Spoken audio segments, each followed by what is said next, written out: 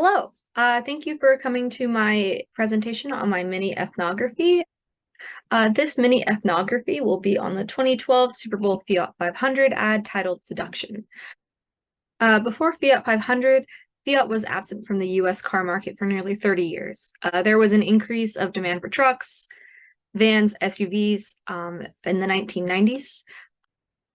In the Fiat 500 advertisements, based on choices of sexualization and key phrasing, the target audience appears to be men. In the US, even outside of the car subculture, an interest in cars is considered to be a masculine interest.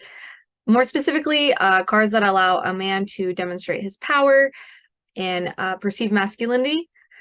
The choice of using women or their bodies in a sexual manner to sell services or products is not a new one.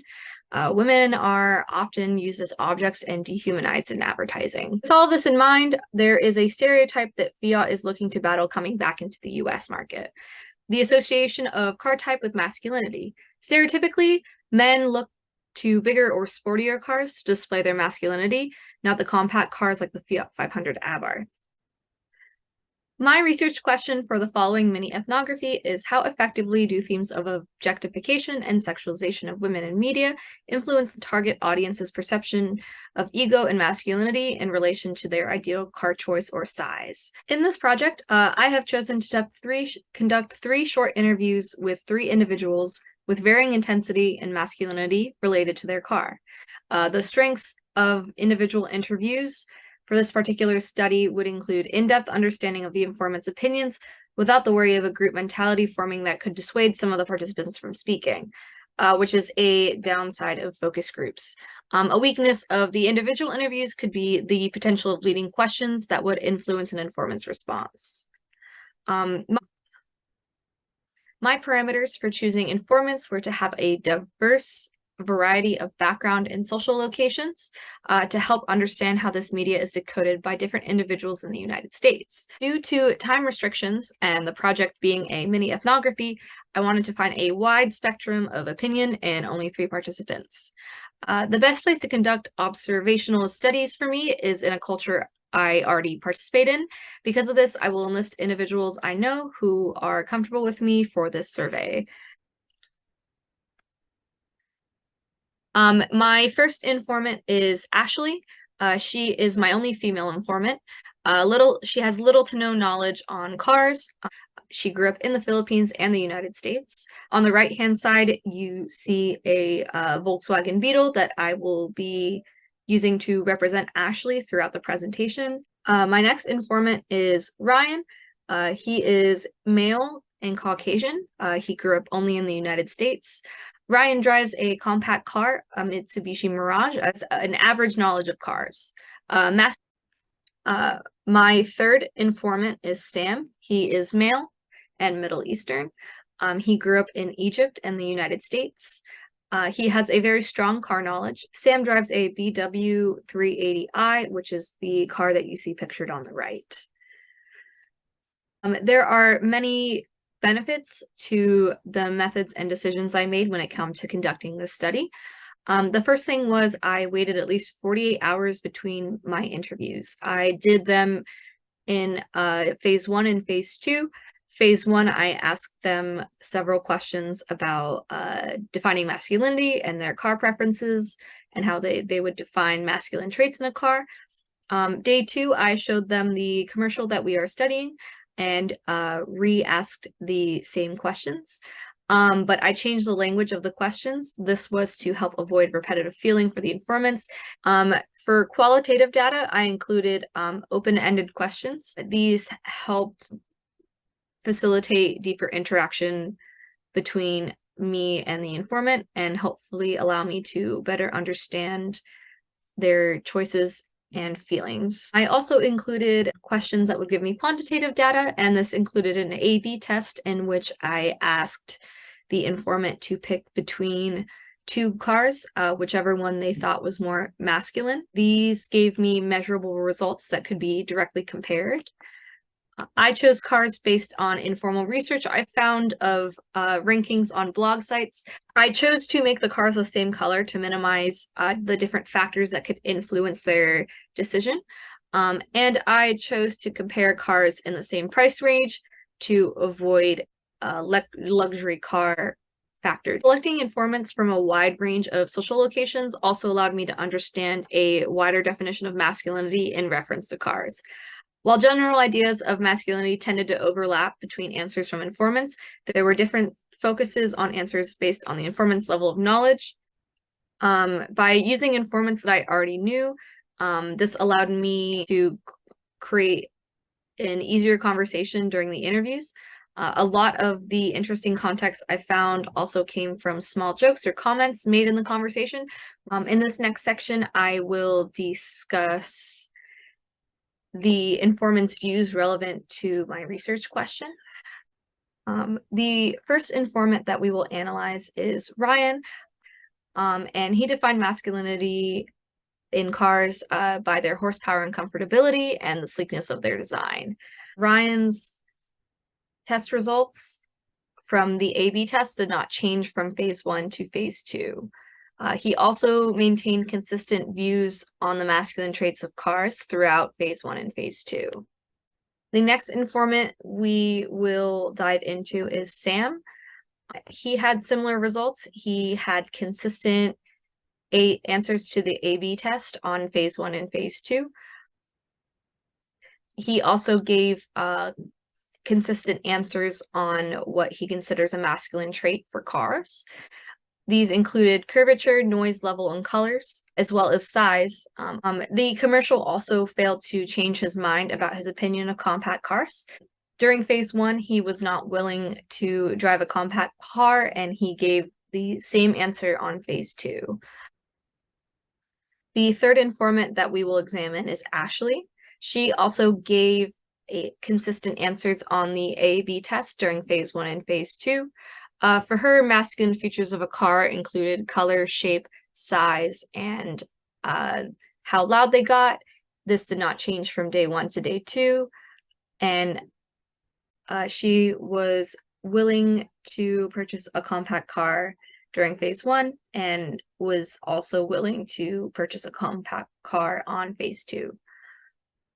Overall, there were consistent opinions before and after viewing the commercial for each of the informants. The first part of the study asked them about their feelings of defining masculinity in general. Some of the common traits they mentioned for defining masculinity as a whole included strong, independent/stable, courage, and protective. Masculine traits that they all mentioned for cars included speed or horsepower, curvature, size, and color of the car. Commercial, I chose to focus on how the use of sexualization would affect perceptions of masculinity with different viewers that have different values and backgrounds. I was surprised at the consistencies and responses from the informants.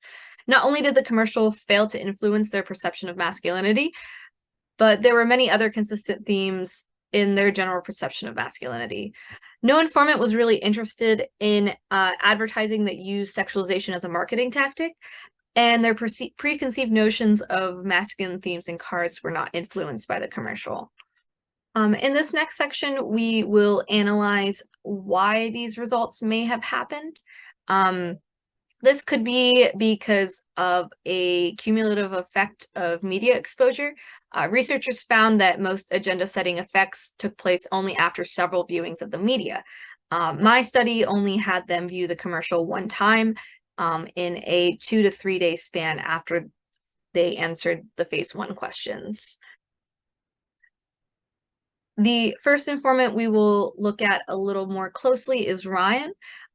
When I asked him what car he currently drives, he told me he drives a Mitsubishi Mirage, and it's the most masculine car out there. This kind of shows that Ryan has an awareness of masculine traits, but they do not influence his preferences, so minimal influence on Ryan's opinion about masculinity from the sexualization in the commercial. Ryan had no comment on the sexualization of the woman in the ad. The next informant we will look at is Sam. His awareness of masculine traits slightly more influences his preferences in a car. However, there was also minimal influence on his opinion from the sexualization in the commercial. When asked his thoughts about the Fiat 500 Abarth, he told me that trying to make the car be a hot woman is a dumb thought. The third informant we will look at is Ashley. Ashley absolutely adores Volkswagen Beetles, and as she was telling me about why that was her ideal car, she joked that there is no way a guy my age would ever get that car. While she has an awareness of masculine traits in cars, they do not influence her car preferences. Also had minimal influence on her opinion of the masculine traits in cars. And Ashley also was negatively influenced by the sexualization in the commercial. There were many strong commonalities between the quantitative and qualitative data from all three of these informants. There were overlaps between factors in how they define masculinity societally and in an automobile. Despite personal feelings on masculinity, all the informants made unprovoked remarks or jokes about compact cars or commented on their appeal to men. Neutral to negative reactions to the commercials show that their choice to seduce the audience may have not been successful. Their choice of dehumanization and sexualization of the actress was different than the way advertising usually represents women, according to Kilborn. Rather than a demure woman who is submissive to men and does not speak, the woman is portrayed as someone who abuses and seduces a man. She's also the only person with a speaking role in the commercial. This stark contrast may have been too different when coupled with a car that is inherently considered feminine. The commercial success may have also come from the shock factor from the overt sexualization. According to Agrawal, shock marketing can get you noticed. After not being in America's public eye for 30 years, this may have been perceived as the best way to get their audience talking about them.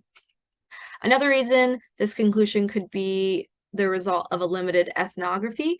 A larger ethnography with more informants could find different results.